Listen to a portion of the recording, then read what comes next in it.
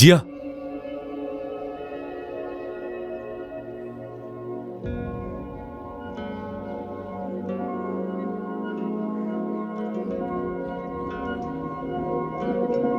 జియా నువ్వు ఓకే కదా?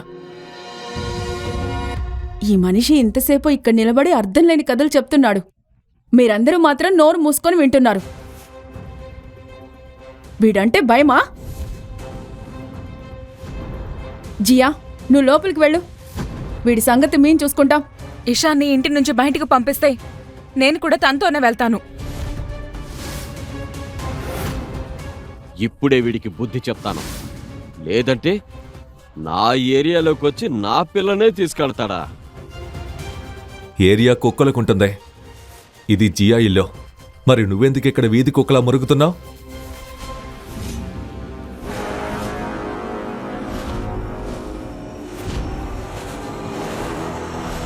జయరాజ్, ఏం చేస్తున్నావు నువ్వు? ఎవడు వాడు నా కారుని ముట్టుకుంది?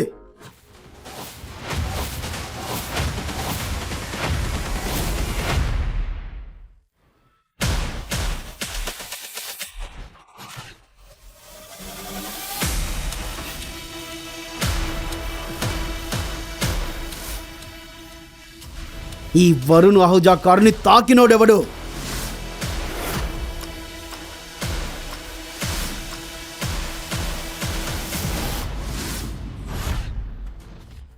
వరుణ్ భయ్య, వీడే మీ కార్ లాక్ పగలగొట్టి లోపలికెళ్ళి వైర్లు కట్ చేసి స్టార్ట్ చేశాడు.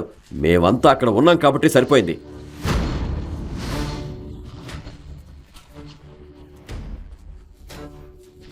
లేదంటే మీ కార్ని ఎత్తుకెళ్లేవాడు. నా కారుని తాకేంత ధైర్యం నీకు ఎలా వచ్చింది? నిజం చెప్పు, లేదంటే నేరుగా జైలుకు పంపిస్తా. సార్, ఇతను అబద్ధం చెప్తున్నాడు. ఇషాన్ మీ కార్ని దొంగల నుంచి కాపాడాడు.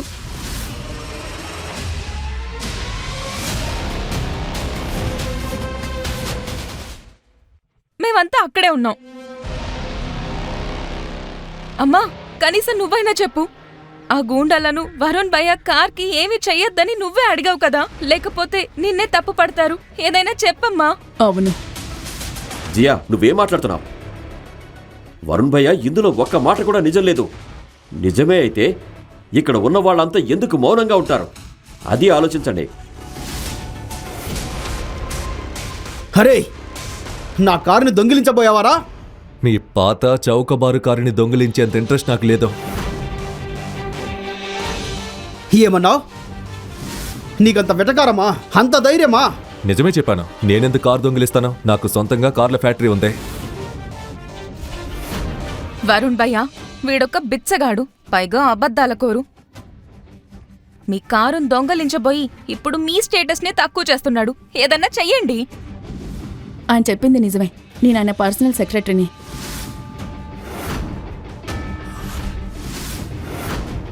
షెర్లీ, నేను చెప్పిన వాహనాలు ఎక్కడికి వచ్చాయో చెక్ చేయి. సరే సార్.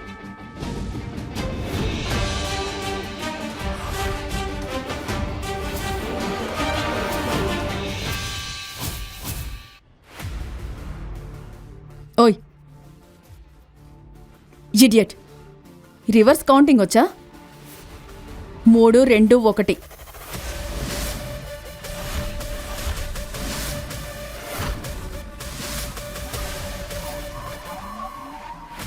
సార్, కార్లు వచ్చేసాయి. అయ్యో, ఇన్ని ఖరీదైన కార్లు చూస్తుంటే ఎవరో పెద్ద మనిషి వచ్చినట్టున్నారు. ఎవరో విఐపి. వీళ్ళింకా నమ్మరు. ఈ కార్లన్నీ మా ఫ్యాక్టరీ నుంచే వచ్చాయి. అలాంటి వ్యక్తికి మీ కార్ దొంగిలించాల్సిన అవసరం ఏముంటుంది?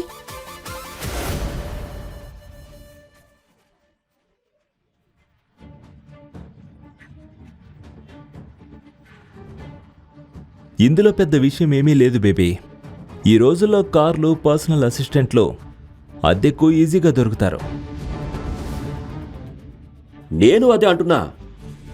బాయ్ ఫ్రెండ్ని అద్దెకు తెచ్చుకున్న అమ్మాయి కదా ఇదంతా ప్లాన్ చేసి ఈ కార్లు, ఈ సెక్రటరీని కూడా అద్దెకి తెచ్చుండొచ్చు. ఎంత నీచంగా మాట్లాడుతున్నావు జయరాజ్.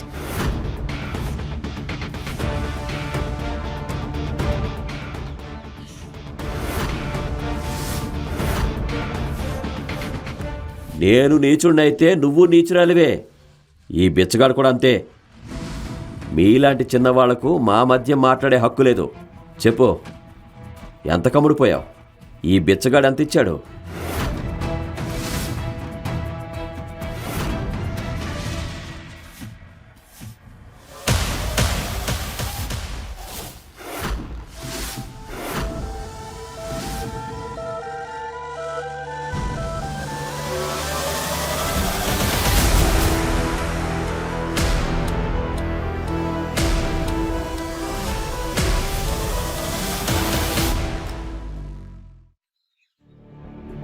చెప్పాను కదా నేను, మగాడివేగా, మరి మగాడిలా మగవాళ్లతో గొడవ పడవు. కానీ నువ్వు హద్దులు దాటుతున్నావు.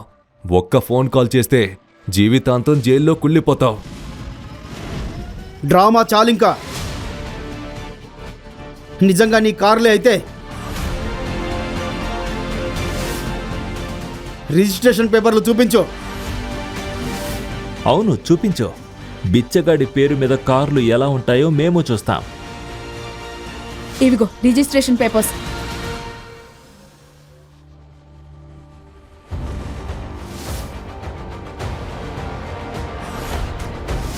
పేపర్లు నిజంగానే ఇతని పేరు మీద ఉన్నాయి. వరుణ్ భయ్యా, అవన్నీ ఫేక్ అయి ఉంటాయి భయ్యా. డబ్బులు ఇస్తే ఎవరైనా తయారు చేస్తారు. ఫేక్ గాడు వీడు. నా చెల్లిపై ఏదో మాయ చేశాడు. అయినా ఈ కార్లు ఎంతకు అద్దెకిస్తారు? రోజుకి ఎంత తీసుకుంటారు? మేము ఒకసారి ట్రై చేస్తాం. ఇవన్నీ కొత్త మోడల్స్. కొత్త లోస్లా ఈవీ మోడల్ వారం క్రితమే వచ్చింది. నేనెందుకు కారు దొంగిలిస్తాను? నా దగ్గర కార్ల ఫ్యాక్టరీ ఉంది. నా పేరు ఇషా నస్రానీ. ఒక్కసారి ఏం పేరు చెప్పారు?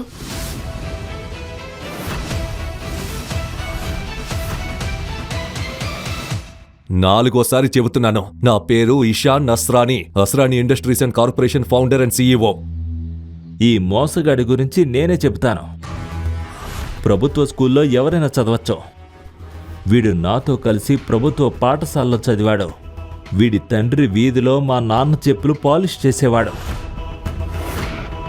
వచ్చాడు పెద్ద అస్రానీ కంపెనీ ఓనర్. వీడయ్య చచ్చిపోయినప్పుడు వీళ్ళమ్మ దగ్గర పుస్తకాలకు కూడా డబ్బులు లేవు. పుస్తకాలు వదిలే, తినడానికి కూడా తిండి ఉండేది కాదు ఈ బికారి దగ్గర. నేనే ఎన్నోసార్లు భోజనం పెట్టాను.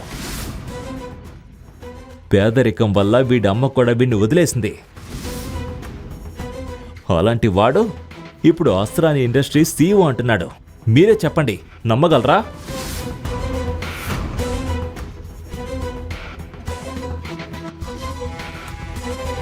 ఇంకా టైం ఉంది, నిజం చెప్పు. లేదంటే పోలీసులకు అప్పగిస్తాం. జైల్లో నీ తోలొలుస్తారు. ఇప్పటి వరకు నేను ఓపిగ్గా ఉన్నాను. ఇప్పుడు నీ అసలు గుట్టు విప్పుతాను. నాకొకప్పుడు ఫుడ్ పెట్టావని నీకు పెద్ద రియల్ ఎస్టేట్ డీల్స్ ఇప్పించాను. కానీ డబ్బు వచ్చాక నువ్వు నీ మనస్సాక్షిని అమ్ముకుంటావని అనుకోలేదు. తనకే ఇల్లు కట్టుకునే డబ్బులు లేనివాడు నీకు రియల్ ఎస్టేట్ డీల్స్ ఇప్పించాడా? ఏం కథలు చెప్తున్నాడు? వాడికి పిచ్చి పట్టింది, అందుకే ఇలా మాట్లాడుతున్నాడు. సీరియస్గా తీసుకోకు బేబీ. వాడొక జోకర్. నేను జోకరా? సరే, ఇప్పుడు చూపిస్తాను. ఇలాంటి కథలు మరిన్ని వినాలనుకుంటున్నారా? అయితే కింద ఉన్న లింక్ని క్లిక్ చేసి పాకెట్ ఎఫ్ఎం యాప్ని ఇప్పుడే డౌన్లోడ్ చేసుకోండి. మరిన్ని అద్భుతమైన కథలతో మళ్ళీ కలుద్దాం.